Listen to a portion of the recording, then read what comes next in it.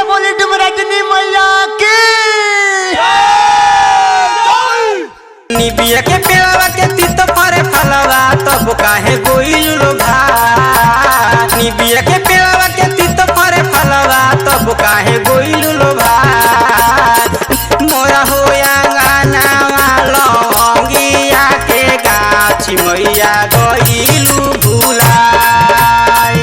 मोरा होया गाना लौंगिया के गाछ मैया गइलू भुलाई।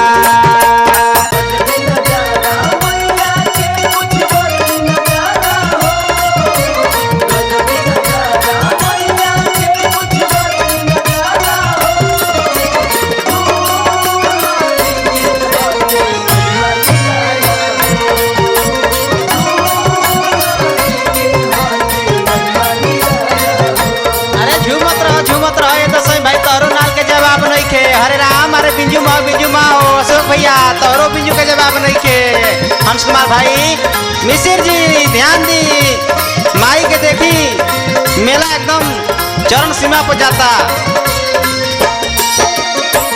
नव दिन भूखे प्यासे धैल बानी कालासा मिनती करी ना कर जोर हो तब नाही पूरल माई मनवा के लालासा कैलू काहे दिलावा कठोर हो। अड़हुल के फुलवा में होला बड़ा नरमी तब काहे गोइलू भुलाई।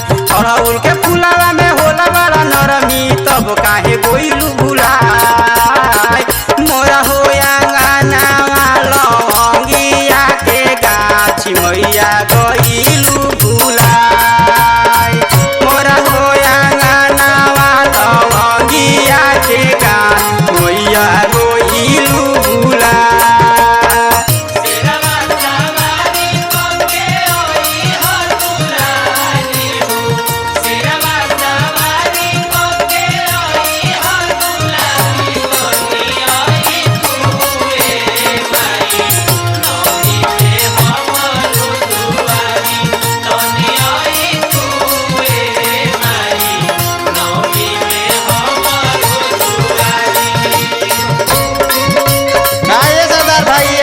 साउंड के जवाब नहीं के बारे भोला लाइट साउंड तारा साउंड के जवाब नहीं के अरे कौन करा हो बड़ा निक लागता तारा साउंड के काहे वीर बहादुर जी अरे बनल रही रौरो कोनो जवाब नहीं के मास्टर साहेब। अमवा महुआ काहे मन नाही भावे निमिये पर डललू बसेरवा बने बने बिचरलू नदिया पहाड़ी ओहि जे बसवलू या पंडेरवा। मलिनी के हलवा में कौन गुण पवलू करे पगोइलू लो भाई। मलिनी के मालावा में कौन गुण पवलू करे पगोइलू लो भाई। मोरा होया गानावा चंदनावा के गाछी मैया गइलू भुलाई। मोरा होया गानावा चंदनावा के गाछी मैया गइलू भुलाई।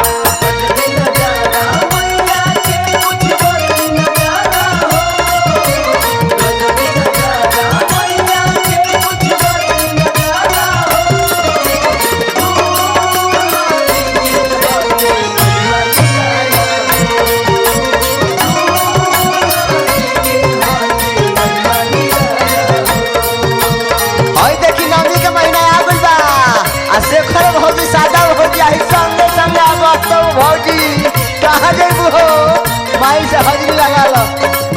देखो अखिलेश भौजी तू मनावा माई के मनावा। हमरो या गनवा माई ले लो बसेरावा हमहू लगाई बनिमिया गाछी हो।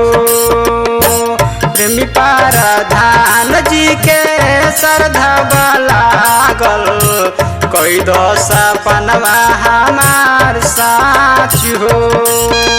दिन दुपहरिया कहला बिहरिया होई होई जाना तन की सहाय दिन दुपहरिया हो कहेला बिहरिया होई जाना तन की सहाय मोरा हो आंगनावा दावा नावा के गा मैया गइलू भुलाय मोरा हो आंगनावा दावा नावा के गाछ मैया गइलू भुलाय निबिया के पेड़वा के तितो फरे फलवा तब काहे गइलू लोभा निमिया के फरवा के तितो फले फरवा तब काहे गइलू लोभा मोरा हो आंगनावा लवंगिया के गाछ मैया गइलू भुलाय